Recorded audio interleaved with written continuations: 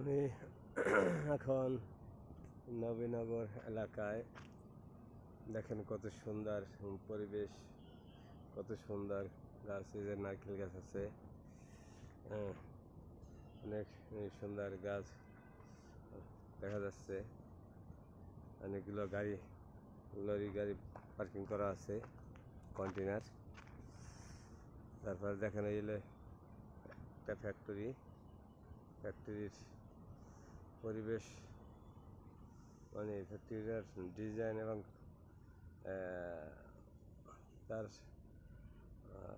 কি বলে যে এই সারিবদ্ধভাবে সুন্দরভাবে করছে এটা।